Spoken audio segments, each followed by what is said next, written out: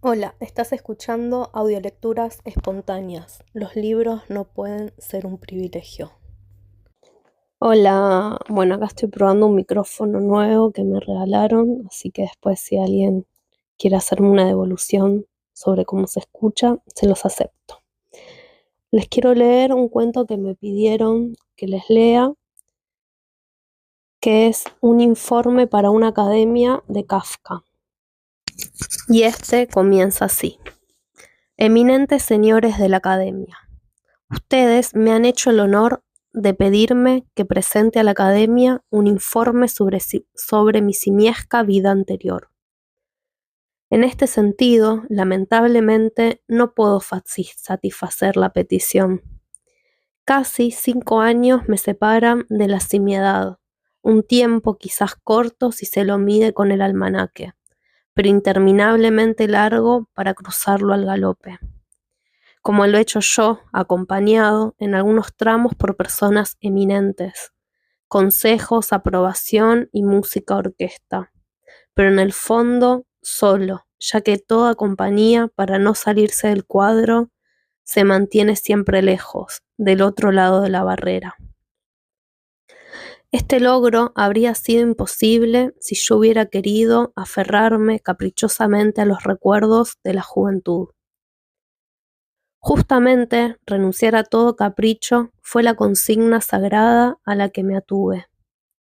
Yo, monolibre, me sometí a este yugo, pero de esta forma los recuerdos, por su parte, se me niegan cada vez más. Así como al principio, si los hombres hubiesen querido, mi retorno se habría realizado a través de la puerta que el cielo todo traza sobre la tierra. Esta se me iba estrechando y achatando a medida que continuaba mi forzada evolución hacia adelante. Cada vez me sentía más a gusto y más integrado en el mundo de los humanos. La tormenta que me arrancó de mi pasado ya se aplacó. Hoy es solamente una corriente de aire que me refresca los talones y el agujero en la lejanía por el que llega y por el que yo pasé una vez. Se ha vuelto tan pequeño que, suponiendo que tuviese las fuerzas y la voluntad suficientes como para volver hasta allí, aún me sería necesario dejarme el pellejo para poder atravesarlo. Hablando con franqueza, por más que también a mí me agrade usar imágenes para tratar de estas cosas, hablando con franqueza, la simiedad de ustedes, señores míos, en la medida en que también ustedes tengan algo por el estilo en su pasado, no les va a resultar más lejana que a mí la mía. A todos los que caminan por la tierra les cosquillea algo en el talón, tanto al pequeño chimpancé como al gran Aquiles. Y sin embargo, en un sentido limitadísimo, quizás pueda corresponder a su pedido de un informe, y lo hago inclusive con una gran alegría. Lo primero que aprendí fue que un apretón de manos es prueba de sinceridad.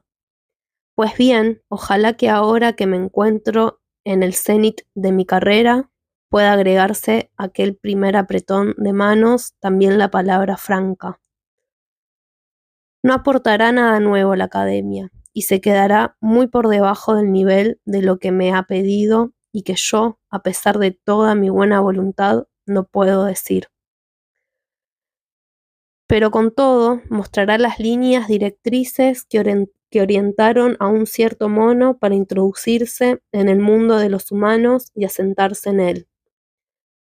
Sin embargo, seguramente no podría permitirme decir ni la parte más insignificante de lo que viene a continuación. Si no estuviese completamente seguro de mí y mi posición en todos los más importantes escenarios de varietés del mundo civilizado, no se hubiese consolidado hasta el punto de la inconmovilidad. Soy originario de la Costa de Oro. Sobre cómo me casaron debo remitirme a informes de otras personas. Una expedición de caza de la firma Hagenbeck. Aparte de esto, de entonces, ahora llevo ya no pocas botellas de vino vaciados junto con el jefe. Estaba al acecho en unos matorrales de la costa, cuando por la noche corrí, mezclado en el tropel para ir a beber. Se hicieron disparos, yo fui el único que fue alcanzado. Recibí 2 balazos. Uno en la mejilla, no fue de importancia, pero dejó una gran cicatriz roja, sin pelos que valió el repelente, 100% inadecuado sobrenombre de Peter el Rojo, sobrenombre que parece inventado por un mono, como queriendo significar con eso que solo por la mancha roja en la mejilla me diferencio yo de aquel mono animal amaestrado, que era conducido aquí y acullá, y que ya hace mucho que la palmó. Esto se ha dicho solamente de paso. El segundo tiro me alcanzó debajo de la cadera. Fue grave, a eso se debe que aún hoy rengué un poco. Últimamente leí un artículo de uno de esos miles de lebreles que se explayan sobre mí en los periódicos, que mi naturaleza de mono todavía no había sido dominada del todo. Que una prueba de ello sería que cuando recibo visitas me complazco en bajarme los pantalones para mostrar el punto por donde entró aquella bala. A ese bribrón habría que reventarle uno por uno todos los dedos de la mano con que escribe. Yo me puedo quitar los pantalones delante de quien se me antoje. No se encontrará ahí más que una piel muy bien cuidada y la cicatriz, elijamos aquí una palabra precisa para un propósito preciso, pero que no pueda ser mal interpretada. La cicatriz de un tiro nefando. Todo queda expuesto a la luz del día. No hay nada que ocultar. Cuando se trata de la verdad, toda persona de espíritu amplio deja de lado el lado más preciado de sus buenos modales. Por el contrario, si ese escribiente se quitase los pantalones cuando llega a una visita, la cuestión desde luego cambiaría de color y acepto que un signo de cordura de su parte que no lo haga. Pero entonces que me deje de fastidiar con sus mojigaterías. Después de aquellos disparos desperté, y aquí empieza poco a poco mi propio recuerdo. Dentro de una jaula en el entrepuente del vapor de la compañía Hagenbeck. No era una jaula con 4 paños de barrotes, sino que más bien eran solamente 3 paños ajustados a un cajón, de modo que el cajón formaba la cuarta pared. Aquello era demasiado bajo como para poder estar de pie y demasiado angosto como para poder sentarse. Por eso me agachaba con las rodillas dobladas, que no dejaban de temblar, y como al principio no quería no ver a nadie y trataba de estar siempre en la oscuridad, estaba dando la vuelta hacia el cajón, mientras que por detrás de los barrotes se me iban incrustando a la carne. Se considera provechosa esta forma de tener al principio así enjaulados a los animales salvajes. Y actualmente, después de mi experiencia, no puedo negar que considerándolos desde ese punto de vista humano, realmente es así. Pero entonces no pensaba así. Por primera vez en mi vida me encontraba sin salida. Por lo menos hacia adelante no podía ser. Hacia adelante tenía ante mí el cajón, con sus tablas bien ensambladas. Cierto que entre 2 tablas había una rendija que iba de lado a lado. Y cuando la descubrí, la celebré con un aullido dichoso de la inconsciencia. Pero esta abertura no era lo suficientemente ancha para que tan siquiera pasar por allí la cola, y ni empleando toda mi fuerza simiesca llegaría a poderse ensanchar. Según me dijeron después, parece que hacía desacostumbradamente poco ruido, de lo que dedujeron que o bien me extinguiría pronto o bien, en caso de que lograse sobrevivir el primer periodo crítico, sería muy fácil de amaestrar. Sobreviví ese periodo. Sollozar sordamente, dolorosos despiojamientos, lamer en silencio un coco, golpetear la pared del cajón con el cráneo, chasquear la lengua si alguien se me acercaba, fueron mis primeras ocupaciones en la vida nueva. Pero detrás de todo aquello se escondía una sola sensación, ninguna salida. Naturalmente, las sensaciones simiescas de entonces hoy solamente las puede transmitir con palabras humanas y consecuentemente desfiguradas. Pero aunque ya no me sea posible alcanzar la antigua verdad simiesca, al menos ésta se encontrará en la dirección de mi descripción. De eso no les quepa la menor duda. Yo había tenido hasta entonces tantas vías de escape, y ahora ninguna. Estaba cogido. Se me hubiese enclavado a la caja, mi libertad de movimiento no habría sido menor. ¿Por qué esto? Ráscate entre los dedos de los pies hasta despellejarte. No encontrarás la razón. Aprieta la espalda contra los barrotes hasta que casi te partas en dos. No encontrarás la razón. No tenía ninguna escapatoria, pero tenía que encontrar alguna, porque sin escapatoria no podía vivir. Siempre contra aquella pared del cajón, inevitablemente habría reventado, pero con Hanckenbeck a los monos les corresponde la pared del cajón, así que dejé de ser mono. Una clara, hermosa deducción que de algún modo tuve que haber elucubrado con la barriga, ya que los monos piensan con la barriga. Temo que no se entienda bien lo que quiero decir con la expresión vía de escape. Empleo la expresión en su más completo y corriente sentido.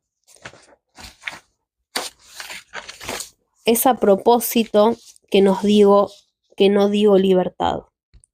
No me refiero a esa gran sensación de libertad hacia todos lados. Como mono quizás la haya conocido y he tratado con humanos que la anhelan. Pero en lo que a mí respecta, ni entonces pretendí la libertad ni tampoco ahora lo hago. A todo esto, los humanos frecuentemente se engañan. Y así como la libertad es uno de los sentimientos más elevados, también el correspondiente engaño es de los más elevados. Muchas veces en las salas de varietés, antes de salir a escena, he visto dos artistas allá arriba, en el techo, trabajando en el trapecio.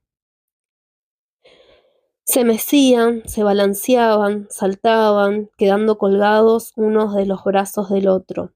Uno llevaba al otro por los cabellos suspendidos de sus dientes. También esto es una libertad humana, pensaba yo, la elección soberana. Escarnio de la sagrada naturaleza. Ningún edificio podría permanecer en pie ante las risas de la simiedad frente a tal espectáculo. No, yo no quería libertad, solamente quería una salida, a derecha, a izquierda, hacia algún lado. No tenía más pretensiones. Aunque la salida fuese solo una trampa, la pretensión era pequeña. El engaño no sería mayor. Avanzar, todo menos quedarse quieto con los brazos en alto, apretado contra la pared de un cajón. Hoy lo veo claro. Sin la mayor tranquilidad interior jamás podría haber escapado. Y de hecho, todo lo que he llegado a hacer lo debo quizás a la tranquilidad que después de los primeros días se adueñó de mí, allá en el barco, y a su vez esta tranquilidad debo agradecérsela a la gente del barco. A pesar de todo, son buena gente. Todavía ahora me agrada recordar el sonido de sus pesados pasos, que en aquel entonces retumbaban en mi duermevela. Tenían la costumbre de tomarse todo con extrema lentitud. Si alguno quería frotarse los ojos, levantaba la mano como si aguantara un pesado grillo. Sus chistes eran burdos, aunque cordiales. Sus risas iban siempre acompañadas de una tos que sonaba peligrosa, pero que no tenía ninguna importancia. Siempre tenían en la boca algo para escupir. Les daba lo mismo a donde lo escupían. Siempre se quejaban de que les saltaban las pulgas, pero no obstante, nunca se enfadaron seriamente conmigo por eso. Es que sabían que las pulgas se multiplicaban en mi pelambre y que son saltarinas, con eso se conformaban. Cuando estaban libres de servicio, a veces algunos se sentaban en el suelo haciendo un semicírculo en torno de mí. Apenas se hablaban, sino más bien se arrullaban entre sí. Fumaban una pipa estirados sobre cajones. Se golpeaban con las manos en las rodillas. No bien hacía yo el menor movimiento. Y de tanto en tanto alguno una varilla y me hacía cosquillas ahí donde me resulta agradable. Si hoy me invitaran a hacer un viaje en su barco, con seguridad rechazaría la invitación. Pero de la misma manera es cierto que no solo serían recuerdos desagradables los que me asaltarían en el entrepuente. La calma que supe ganarme en el círculo de aquella gente, sobre todo, me apartó de cualquier intento de fuga. Desde mi actual punto de vista, me parece como que hubiese por lo menos presentido que si yo quería vivir, tenía que encontrar una salida, pero que dicha salida no se podría encontrar por medio de la fuga. Ya no sé si la fuga era posible, pero lo creo. A un mono siempre debe serle posible la fuga. Con mis dientes actuales tengo ya que tener cuidado, incluso para partir cocos. Pero en aquel entonces habría podido muy bien, con el correr del tiempo, quebrar a fuerza de mordiscos el candado de la puerta. Pero no lo hice. Además, ¿qué habría ganado con eso? No bien hubiese asomado la cabeza, me habrían vuelto a cazar, y me habrían encerrado entonces en una jaula aún peor. O quizás, sin darme cuenta, habría huido en dirección a otros animales que estaban enfrente de mí. Como eran las serpientes gigantescas, y habría exhalado en sus abrazos el último suspiro. O quizás hubiese logrado escaparme hasta la cubierta, saltar por la borda y durante un momento me habría mecido sobre el océano y después me habría ahogado. Un proceder desesperado. No calculaba que tanto sentido humano, pero bajo el influjo del miedo en el que me hallaba, me conduje como si hubiera calculado. No calculaba, pero observaba con toda calma. Veía a esos hombres ir de un lado a otro, siempre las mismas caras, los mismos movimientos. Muchas veces me daba la impresión de que todos fuesen uno solo. Ese hombre o esos hombres se movían sin trabas. Un alto designio fue despertando en mí. Nadie me prometió que si yo me volvía como ellos, me retirarían de los barrotes. No se hacen tales promesas por cosas que aparentemente no se pueden lograr. Pero si uno comienza a lograrlas, más tarde aparecen las promesas exactamente allí donde antes uno las había buscado en vano. Pues bien, en aquellos hombres no había nada que de por sí me atrajera mucho. Si yo hubiera sido un partidario de la ya mencionada libertad, seguramente habría preferido el océano a la salida, que se me mostraba en las embotadas miradas de estos hombres. De todos modos, venía observándolos desde mucho antes de pensar en estas cosas, y esas observaciones acumuladas fueron las que me impulsaron ante todo en aquella determinada dirección. Fue tan fácil imitar a la gente. Escupir pude ya los primeros días. Nos escupíamos unos a otros. Después lo hicimos mutuamente en las caras. La única diferencia era que yo después me lamía la cara hasta dejármela limpia. Ellos no hacían lo mismo con las suyas. La pipa la fumé pronto como un viejo. Después, cuando metía el pulgar en la pipa, todo el entrepuente aplaudía exaltado. Lo único que por mucho tiempo no pude entender era la diferencia entre la pipa vacía y la pipa llena. Lo que más trabajo me costó fue la botella de Snaps. El olor me atormentaba. Yo me empeñaba con todas mis fuerzas, pero pasaron varias semanas antes de que pudiera sobreponerme. Resulta curioso que la gente haya tomado estas luchas interiores mías más en serio que cualquier otra cosa sobre mí. Tampoco logro diferenciar en el recuerdo a aquella gente, pero había uno que volvía todo el tiempo, solo o con otros camaradas, de día, de noche, a las horas más diferentes. Se ponía ante mí con la botella y me daba lecciones. No podía comprenderme, quería resolver la incógnita de mi ser. Descorchaba lentamente la botella y me miraba después para comprobar si yo lo había entendido. Concedo que siempre lo miraba con una atención salvaje, arrebatada. Ningún instructor de hombres encontrará en toda la redondez de la tierra semejante aprendiz de hombre. Después que había descorchado la botella, se la llevaba a la boca. Yo, con mi mirada, lo seguía hasta la garganta. Hacía un gesto con la cabeza, contento conmigo, y se colocaba la botella en los labios. Yo, fascinado por ir aprendiendo poco a poco, chillando, me rascaba a todo lo largo y lo ancho. En cualquier parte, él se alegraba y empinaba la botella y tomaba un trago. Yo, impaciente y desesperado por emularlo, me ensuciaba en mi jaula, cosa que volvía a llenarlo de satisfacción. Entonces, estirando el brazo y alejando de sí la botella y llevándosela nuevamente a los labios.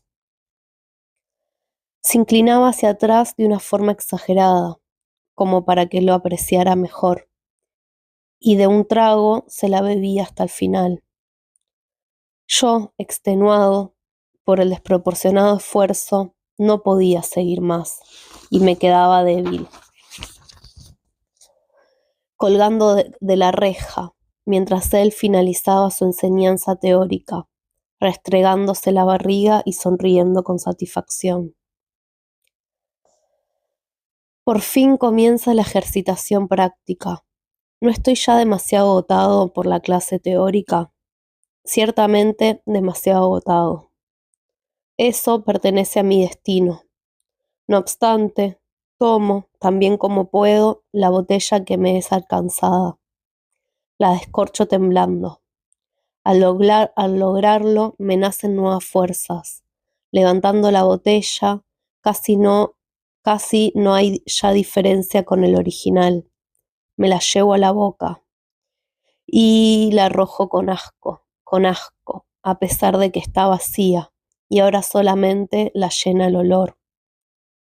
Y esto, para gran desconsuelo de mi maestro, para mayor desconsuelo de mí mismo, ni a él ni a mí mismo consigo desagraviar con la circunstancia de que después de haber tirado la botella, no olvido el restregarme a la perfección la barriga ni el sonreír dando muestras de satisfacción. Con demasiada frecuencia, las lecciones transcurrirían de esta forma, y debo decir, en honor de mi maestro, que no se enojaba conmigo, lo que sí, a veces, mantenía apretada la pipa encendida contra mi pelambre, hasta que en algún lugar al que yo difícilmente podía llegar comenzaba una lenta combustión. Pero entonces él mismo la volvía a apagar con su mano enorme. Bueno, no se enojaba conmigo, comprendía que luchábamos del mismo lado contra la naturaleza simiesca y que a mí me tocaba la parte más difícil. Que en gran victoria fue, sin lugar a dudas, para él así como para mí, cuando yo una noche, rodeado de un gran círculo de espectadores, quizás era una fiesta, sonaba un gramófono y un oficial se paseaba entre la gente. Cuando yo, repito, aquella noche, precisamente cuando nadie me observaba, tomé una botella de snaps que por descuido habían dejado junto a mi jaula. Ante la creciente expectación de la concurrencia, las descorché perfectamente de acuerdo con las reglas. Me la acerqué a los labios y sin titubeos, sin torcer la boca, sino como un bebedor profesional, poniendo en blanco los ojos bien abiertos, con el gaznate que subía y bajaba ininterrumpidamente, real, verdaderamente, me la bebí hasta vaciarla. Y al arrojar la botella, no lo hice ya con desesperación, sino como un artista.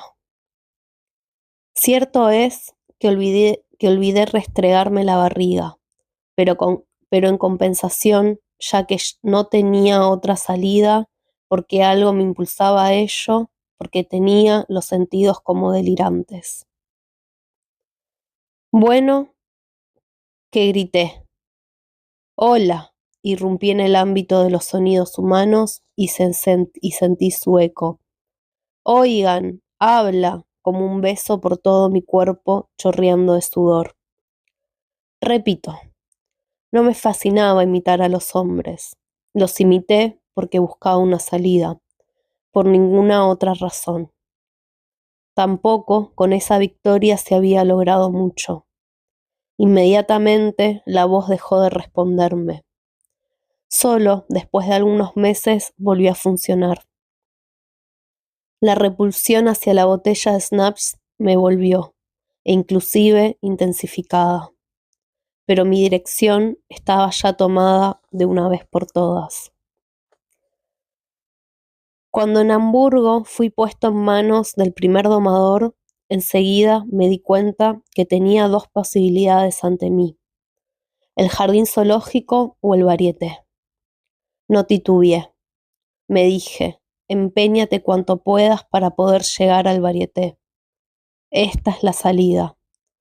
El jardín zoológico no es más que una nueva jaula. Si entras allí, estás perdido. Y aprendí, señores míos. Y cuando lo necesita, uno aprende.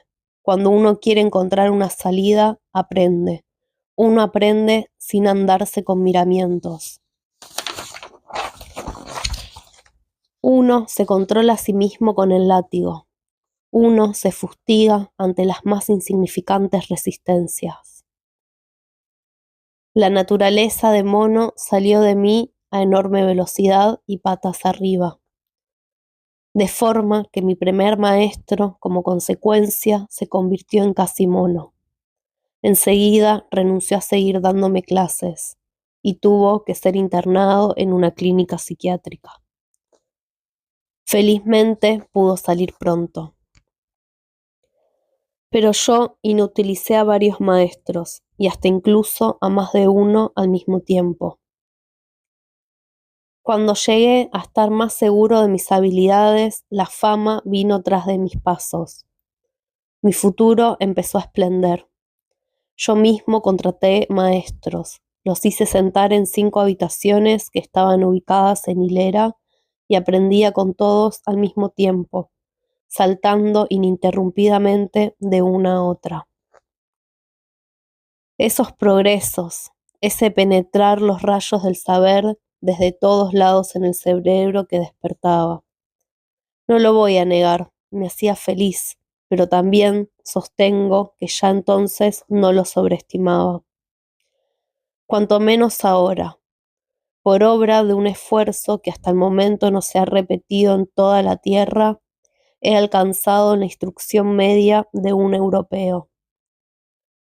En sí, esto quizás no sea nada, pero sin embargo es algo en la medida en que me sirvió para salir de la jaula y me procuró esta salida humana. Hay una excelente expresión alemana, internarse en la espesura. Eso fue lo que hice, me interné en la espesura.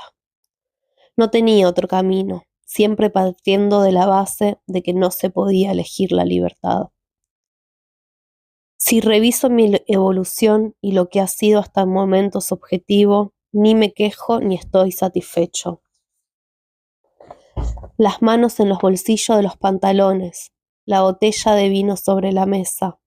Estoy mitad sentado, mitad acostado en la mecedora y miro por la ventana. Si llega alguna visita, la recibo como es debido. Mi agente está sentado en la antesala y si toco el timbre, viene y escucha lo que tengo que decirle. Por la noche casi siempre hay una representación y tengo, ciertamente, un éxito que ya apenas si es posible superar. Cuando ya es tarde, vuelvo a casa de los banquetes, de las sociedades científicas, de agradables reuniones. Me espera una pequeña chimpancé semiamastrada, con la cual lo paso bien al estilo de los monos. Durante el día no quiero verla, es que tiene en la mirada la locura del animal amaestrado, desequilibrado. De esto solo yo me doy cuenta, y es algo que no puedo soportar. De todos modos, en términos generales, he logrado lo que quería lograr. Que nadie diga que no valió la pena. Por lo demás, no busco el juicio de los hombres, solamente quiero difundir conocimientos. Yo solamente informo también a ustedes, ilustres señores de la academia, solamente les he informado. Fin. Qué alegría que haya llegado hasta acá. Me alegra mucho que cada vez más personas escuchen lo que hago. Si te gustó, te agradezco que lo compartas y mucho más que pongas un comentario en este capítulo o en las redes. Muchas gracias.